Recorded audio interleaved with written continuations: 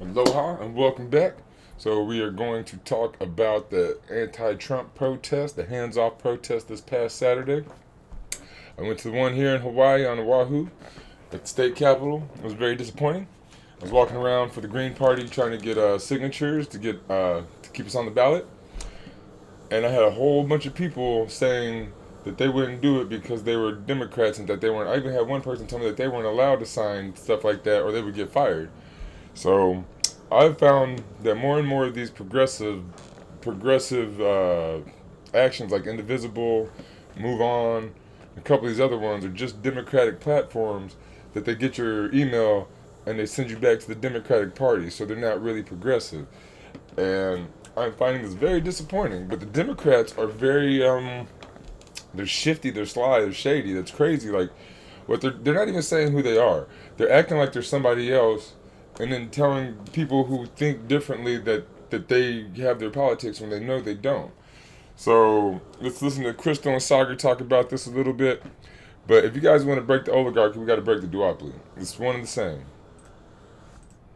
That's probably a good transition point, given the likely fallout from these policies, to move to the resistance that is formed among the liberal base against Trump. You know, some of the early things that we said about Trump 2.0 after the election in particular, and even early into the inauguration, the early months of his administration, is like, this resistance is not the same as 2017. Like, you had the Women's March. It was so many people in the streets. You had, of course, and this part still is different, but you had Democratic electeds and the media and a lot of corporate executives all standing up against Trump.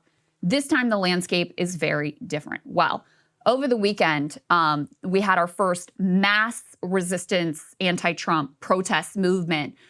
This was organized, it's called Hands Off. And let's go ahead and put this VO up on the screen and I can tell you more about it. So this was from Boston. Estimates are that there were some 600,000 people that came out in locations across the country. So this is Austin, Texas here. There were protests in all 50 states. There were, Ryan Grimm's dad was down at one in the Bring this energy to the Green Party and it'll mean something. If we keep this energy in the Democratic Party like Bernie Sanders did, what they do with it? They don't want us. They don't want no energy like this. They don't want no people-powered movements. The villages, you know, down even in my area, which is, you know, pretty far outside of DC. There was a protest there that was Macon, Georgia. Here's Oakland, California. There were huge ones in the major cities in New York, in Chicago, Portland, Oregon, with a very significant protest there. Across the nation, there's plenty of people to fill a third party. We could really do this if you guys focus. Like, if you guys just stay with the Democrats and put all this energy into the Democratic Party, all you're going to get is another Barack Obama, Hillary Clinton, Bill Clinton, Kamala Harris. Is just going to be some corporate shill who's going to do corporate things. In Virginia, I know I saw a quite significant one in Utah, in Salt Lake City, Utah, even in some smaller places, like we had the Macon, Georgia one up on the screen. So 1,300 different locations, all 50 states, 600,000 people. And, you know, the branding is interesting to me too, Sagaar, because this is also, I think, a contrast from last time around. The beating heart of the sort of Democratic base resistance to Trump last time was Russiagate. And it was also like, you know. And Russiagate was a lie. How is that resistance? The resistance is a lie? That doesn't make any sense. That's like, is that a good thing? Him being a misogynist, that's where the Women's March, the hands off, you know, whatever. Yeah, the grab her by the... Let's just all forget that all happened. So anyway, this time the messaging is hands off, as in hands off Social Security, hands off Medicare, hands off Medicaid, hands off veterans. And there was a lot of both, you know, anti-Trump and anti-Doge and anti-Elon sentiment. But there was also a lot of frustration too, and we can put E3 actually up on the screen from Ken Klippenstein. There was also a lot of frustration among these folks aimed at Democrats, Democratic elected officials, who they felt were not fighting back adequately. So there was a lot more of a sort of class war frame here as well, in terms of focusing on the social safety net versus 2017. But Ken was there at one protest, and he talked to people and just asked them, like, why are you there? One person said Luigi was very right, if that gives you a sense of where they are right now. Another one said Congress is doing nothing. They were disgusted with the lack of leadership, both from congressional Republicans and Democrats. There's no spine, said another. Is this America? There were a lot of concerns about the, deportation with no due process, the disappearing of people into this foreign gulag in El Salvador. We'll cover more developments there tomorrow. Someone said we have to fight harder. We have to get rid of them. It's rough out there, and talking specifically about Trump and Musk. So what I would say is, Sagaar, why I think that these are significant is, first, it's the first real mass resistance that we've seen. Second, it comes at a pivotal moment because you just had the Wisconsin Supreme Court thing and those Florida special elections, and now you have this tariff insanity. And so I think it will probably make Republicans a little bit more nervous about the way that the opposition is getting more organized and more vocal. And I think probably most significantly, it will help bolster Democrats and make them feel a little more emboldened than the meek way that they have predominantly been operating in the Trump 2.0 Well, era. I think that the benefit... She says a meek way, right? Like it's weak or soft. But she's still a Democratic backer. All she does is push the Democrats. Like, why wouldn't you push something else if you think the Democrats are weak or meek? The protest movement has. And if you guys hear that, I'm sorry, they're doing roofing on the building next door to mine. More than anything is that Doge and Social Security was it was realistic, but it was still somewhat hypothetical, and it was like, okay, it's going to eventually get to this place, right? About Social Security, Medicare, etc. Yes, you can talk about longer lines, but this is not exactly the same thing as like a real cut. Same with Elon taking over the government or any of that. That was all. I think it still requires quite a bit of like media literacy and people actually reading the news to be able to connect with that. Everybody can connect with losing money and higher prices. That's where what you want is your protests, the center of gravity of your argument, to hit to exactly where people's biggest concern is. Mm-hmm. That is where people are at right now. And that's why we can all agree at a fundamental level that this is one which will strike truly at the heart of where every common American can come together. Immigration, I mean, look, even on the immigration thing, as you know, I changed my mind on this stuff, but the Wall Street Journal poll shows that even if you violate due process, I think a majority of Americans are the people who stand behind that. People got to be honest about where the country is too on immigration. So as much concern trolling as there does come from a lot of liberal activists, like you got to understand also where a lot of public opinion is on the other side. But here, this is where public opinion, I think, is totally united behind, at least on increased prices and the violation of the social contract, without an immense amount of change on the other side, which they're not wrong, they don't see, and they're correct. Yeah. Yeah. I wouldn't call it concern trolling. I would just call it concern. Well, I'm just saying, though, I mean, you have to acknowledge the architecture of where we are in the discourse as a country. That's a pretty insane place to be. The country has moved. I saw that poll. Yeah. And the way that it was phrased, it definitely did not ask the question, do you support sending indefinitely a makeup artist who has literally done nothing wrong at all to a foreign prison to be tortured for the rest of his life? That was not the phrasing of the poll. So I don't think that Democrats should be afraid of prosecuting that case as well.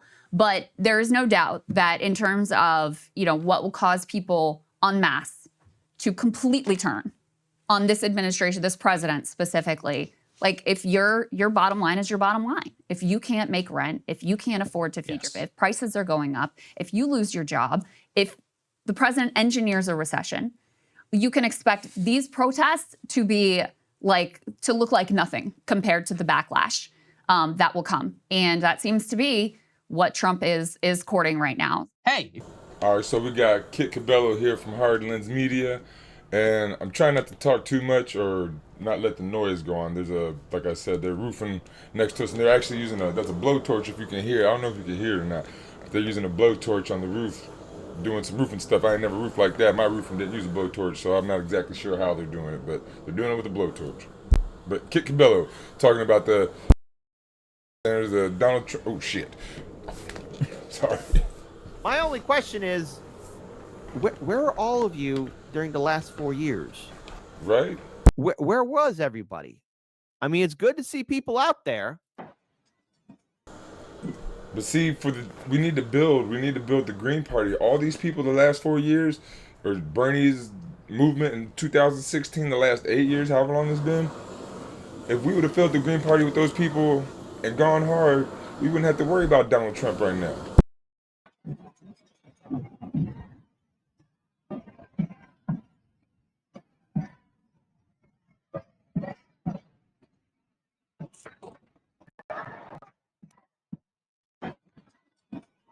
Now, I'm all for this. Here's the thing. I'm all for the right to assemble, and I'm all for the right for free speech. And the way this administration right now is trying to go after college students or other protesters, I find it to be very, very questionable. Now, of course, we did talk about the Elon Musk Tesla protest, which again, look, Musk is not going to give a damn if you're protesting in front of his Tesla dealerships. But what I do want to know is, okay, everyone was able to mobilize and show up over the weekend. Is this going to be consistent? And overall, what's the plan? Because you got a lot of people there. That's what I'm talking about. This is the time to mobilize. And especially in cities that are ballot initiative states, or cities that are in ballot initiative states, like take, for example, Chicago. This is where people need. If you're in the Green Party, hit these marches, get signatures, get people to join the Green Party, start talking. We need to start now so that we can get people switched over by 2026, by the next election. It's going to take a little bit of time because a lot of these people are really, really scared to leave the Democratic Party. To start getting educated on, okay, here's how we can fight back. Okay, here's how we can rally. Okay, here's how we can actually do some good things. Take, for example, this is what was happening in Boston. Here's a live look at Boston, Massachusetts now as we check back in on one of our top stories, anti-Trump protests taking place across the country today after a tumultuous week, to say the least, on Wall Street and the economy. We want to point out, just a few minutes ago, we did show you a protest. We said it was Boston. It was not Boston. It was an unrelated protest, but apologies. What you are looking at right now is Boston, and I'm from there. I can recognize. How could you go to an unrelated protest? What are you even doing? In down. Here's a live look at Boston. Now, I have a concern about this, and here's my concern that I see building up. Here's my concern that I see happening, and here's my concern that I know will come into fruition, and that is, how are the Democrats going to capitalize on this? Okay. There is a concern of the Democrats. And already I got an email from the Democrats. Trump's policies are tanking our economy. Yes, we know. As prices are rising, we're facing a slowing job market and fewer paychecks to go around. He and Elon Musk have spent the last few months dismantling key federal agencies, putting thousands of people out of work. Now Trump is floating the idea that he'll run a third term. Well, I don't know if he'll do that, especially the way the tariff war is playing out. But I would say to people right now, okay, Democrats, you're the opposition party. You don't have a majority in the Senate and House, and you don't have the office of presidency. So what comes next? Now, we know that AOC and Bernie did do that fight the oligarchy tour, but they were more than happy. Again, you can't fight the oligarchy if you're not fighting the duopoly. To be silent under the 4 years of the Biden-Harris administration. A lot of things did not fundamentally change under. Have you been thinking about making a career? Did not fundamentally change under Biden and Harris as soon as Trump was done with his first term. And I think people are going to be suckered in on this and let their emotions and hatred or Trump derangement syndrome get the better of them. Right. Because what are the Democrats going to offer? More of the same? Nothing. Exactly. If these protests were happening, especially during the Biden era, this would put pressure on Democrats, or either that really make them wonder, oh, okay, we're losing things. Because if people actually did show up to protests like this against Democrats, maybe things, I'm going to say this hypothetically, in my opinion, things would be different. But because Trump is who he is, because we have... Or if you show up and vote green, things will be different. You won't even have to protest then. Have a hypercharged media, and because we have the Democrats who are able to capitalize on Trump derangement syndrome, I see people being shepherded into the DNC. So let's go ahead and pull up this video here. This is from Case Study QB. Be sure to follow him on all social media. More than 1,000 anti-Trump rallies are planned nationwide tomorrow. It is expected to be the largest single-day protest since he entered office. Security fencing has already popped up around the White House in response, and the president will be watching, not from the Oval. Imagine if all those people signed up for the Green Party on that day. You had a huge Green Party sign up or DSA sign up.